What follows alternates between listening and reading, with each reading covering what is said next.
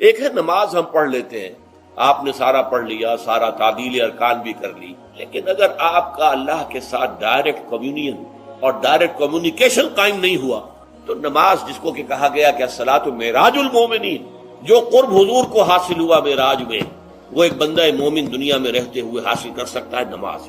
اگر اس کی روح جو ہے واقعتاً ہم کا نام ہو رہی ہو، الحمدللہ رب العالمین الرحمن الرحیم مالک یوم الدین اہدنا الصراط المستقیم ایاک نعبد و اگر ہم واقعتاً ایسے کہہ رہے ہوں کہ ہمیں احساس ہو کہ ہم اللہ کے حضور میں حاضر ہیں اور عرض کر رہے ہیں، سجدہ کریں تو حدیث میں آتا ہے کہ ایسے محسوس ہو کہ گویا کہ میں نے اپنا سر اللہ کے قدموں میں رکھ دیا، یہ ہے نماز۔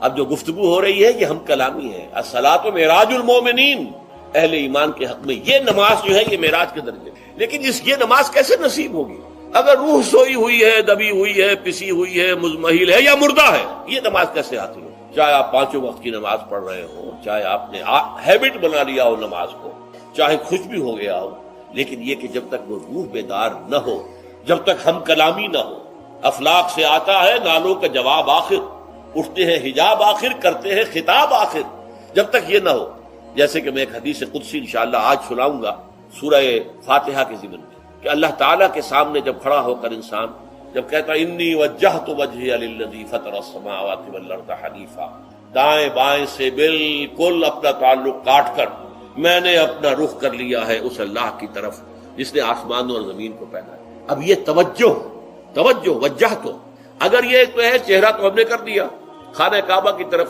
اندر سے ہماری روح متوجہ نہیں ہوئی، وہ سوئی پڑی، اسے پتہ ہی کچھ نہیں کہ کیا ہو رہا ہے، تو اس صورت میں وہ کیا ہے؟ ظاہری بات تو پوری ہو گئی، نماز کا ثواب ہو جائے گا، فرض کی ادائیگی کا ثواب مل جائے گا، لیکن وہ اصل نماز تو حاصل نہیں ہوئی۔ یہ ہے وہ بات کہ وَإِذَا سَأَلَكَ عِبَادِي عَنِّي فَإِنِّي قَرِيبٌ، اے نبی جب میرے بندوں کی روحیں بیدار ہو، توانا ہو جائیں، حیات تازہ سے وہ ہم کنار ہو جائیں، اور پھر وہ میرے بارے میں پوچھیں، وہ میرا تقرب حاصل کرنا چاہتے ہیں، آپ سے پوچھیں تو کہیے میں قریب ہوں۔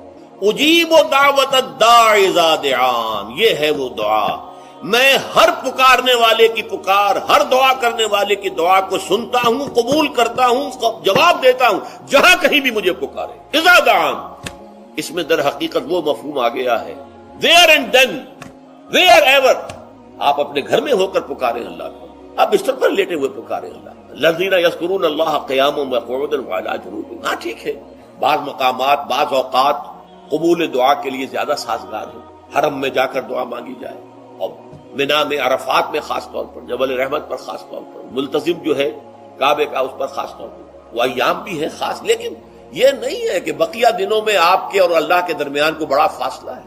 یہ سارا دنیا میں مشرکانہ نظاموں نے تصور پیدا کیا، اللہ تو دور ہے دور ہے دور ہے دور ہے، پاک ہے پاک ہے پاک، تم ناپاک ہو ناپاک ہو ناپاک ہو، اور تم تو بڑی پستی میں پڑے ہو، تم اللہ سے براہ راست ہم کلام نہیں ہو، کوئی درمیانی چاہیے، کوئی لنکس چاہیے، کوئی پجاری ہوگا، کوئی پروہت ہوگا، کوئی پنڈت ہوگا، کوئی پیر ہوگا، کوئی پادری ہوگا، کوئی پوپ ہوگا، اس کے ذریعے سے تم اللہ سے ہم کلام ہو، خود نہیں۔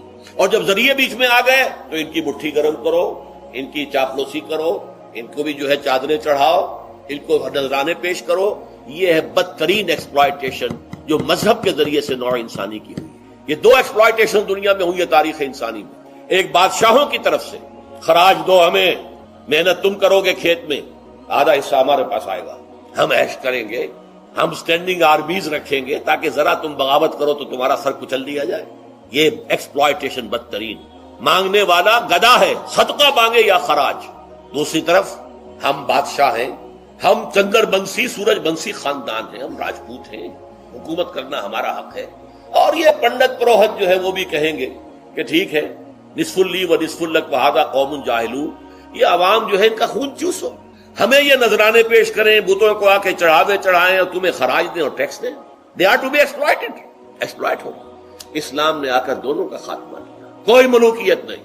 زکوٰۃ ہے تو غربا کے لیے، بادشاہ کے لیے نہیں ہے، یہ تو غربا کے لیے، لہذا کوئی ٹیکس نہیں۔ نمبر 2، اللہ سے ہم کلام ہونے کے لیے کسی دربان، کسی جو ہے پہرے دار کی مٹھی گرم کرنے کی ضرورت نہیں، جب چاہو ہم کلام ہو جاؤ۔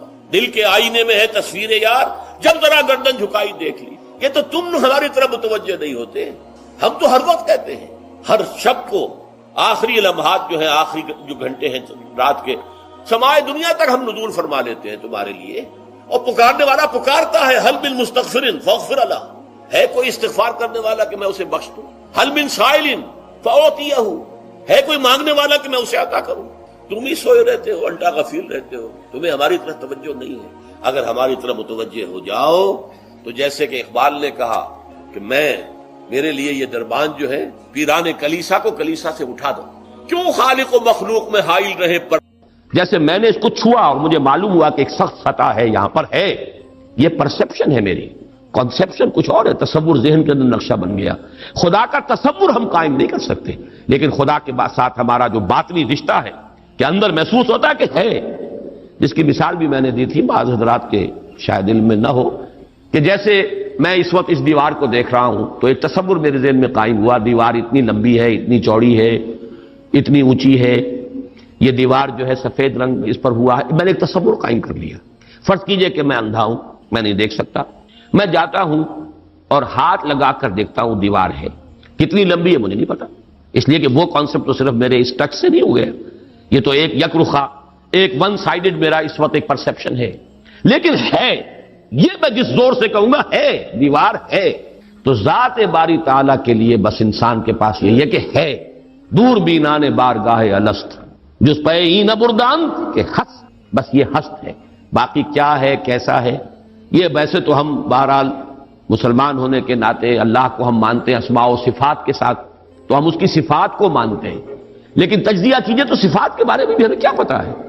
اللہ دیکھتا ہے، کیسے دیکھتا ہے یہ تو نہیں پتا، کتنا دیکھتا ہے یہ بھی ہمیں نہیں پتا، یعنی اس کی بھی اصل حقیقت جو ہے دیکھنے کی وہ تو ہمیں نہیں معلوم۔ اللہ کی کوئی ایسی آنکھیں تو نہیں جس سے وہ دیکھتا ہو، ہمارا دیکھنا تو روشنی کا محتاج ہے، روشنی ہو تو ہم دیکھ سکیں گے، کیا اللہ کا دیکھنا بھی کسی شے کا محتاج ہے؟ قطعاً نہیں۔ تو ہم تصور کیجئے اللہ کا دیکھنا کیا ہے، کچھ نہیں معلوم، ہمیں یہ معلوم ہے وہ دیکھتا ہے، ہمیں یہ معلوم ہے علی کل شیء قدیر، قدرت کتنی ہے اس کی، قدرت کی شان کیا ہے، کیا معلوم ہے؟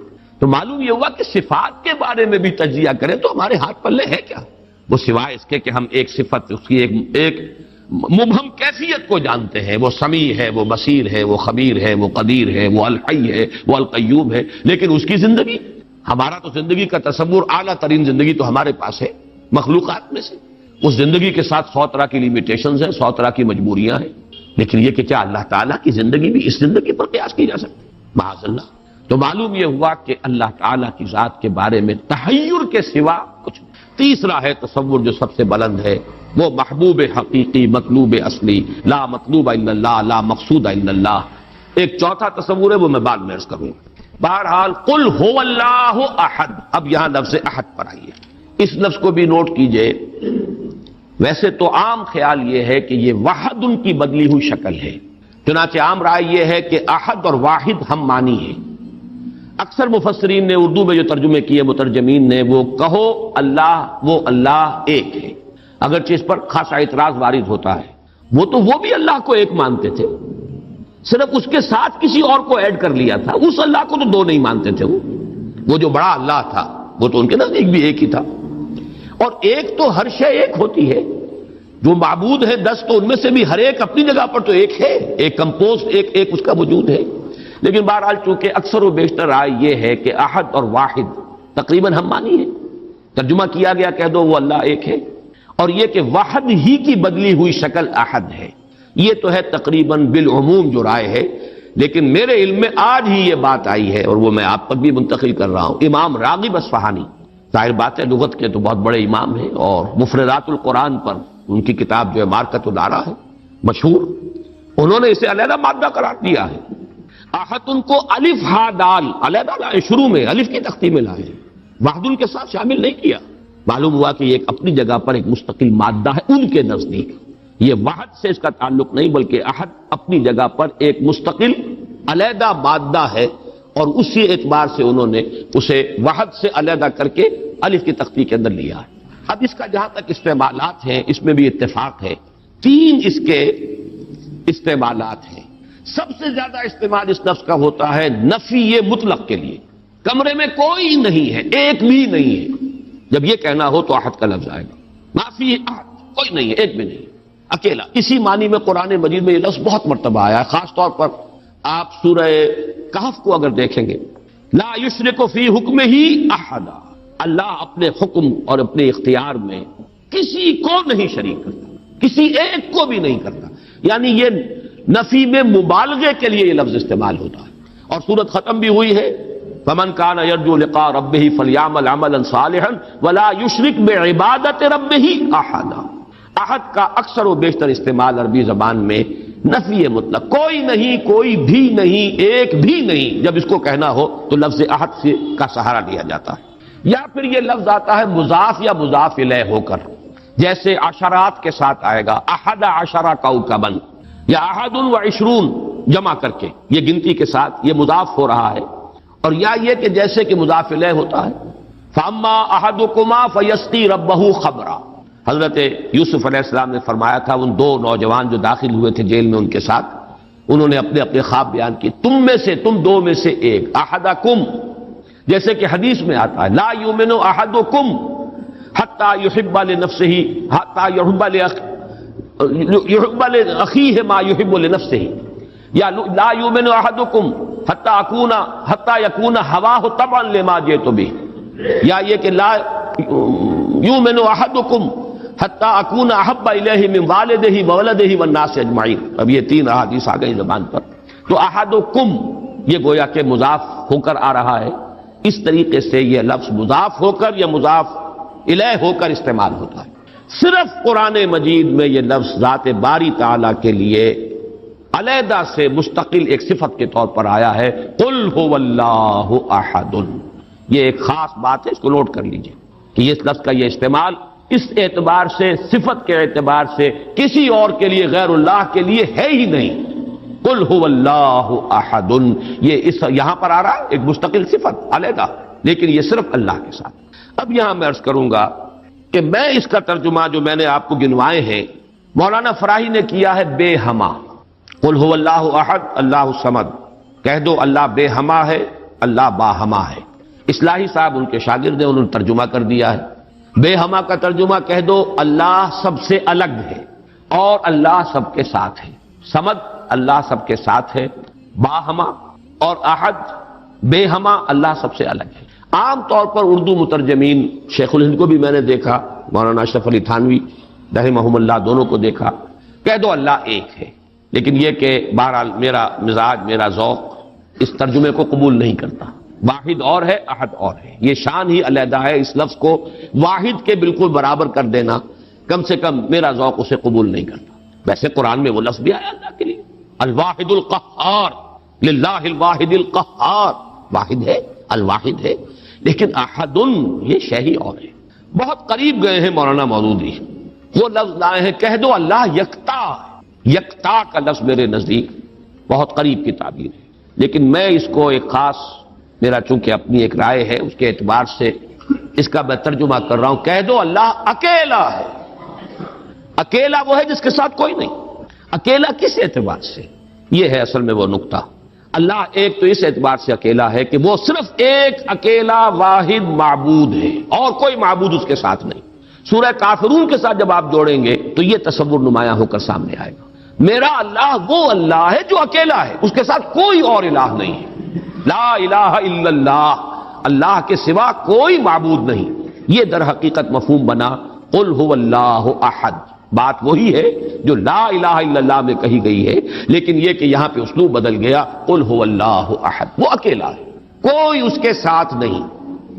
لیکن اسی کا ایک انتہائی بلند مقام ہے. مقام وہ خطرناک ہے، عام لوگوں کی ذہن سے ذرا بلند تر، اسی لیے عوام اس کے بارے میں مغالطوں میں مبتلا ہوتے ہیں. اور آج کل کا ہمارا ایک بہت بڑا طبقہ چونکہ زیر اثر ہے کچھ ایسے مفکرین کے کہ جن کا ذوق وہ نہیں تھا جو اس سطح کا ہو جو میں ابھی عرض کر رہا ہوں، لہذا وہ اسے شرک سے بھی تعبیر کر بیٹھتے ہیں. اور وہ ہے توحید وجودی. وہ اکیلا ہے. اکیلا ہی مانی کہ وجود حقیقی صرف اس کا. یہ توحید وجودی جس کو میں تفصیل سے بیان کر چکا ہوں سورہ حدید میں، هو الاول والآخر والظاہر والباطن، وہی پہلا، وہی آخر، وہی ظاہر، وہی باطن، وہی وہ، اور کوئی ہے ہی نہیں. جو نظر آ رہے ہیں حقیقت میں نہیں ہے. کل ما فی الکون وہم او خیال او عکوس فی المرایا او ظلال. کل جو کچھ نظر آتا ہے موجودات میں یہ وہم ہے یا خیال ہے یا جیسے شیشے میں عکس نظر آتا ہے.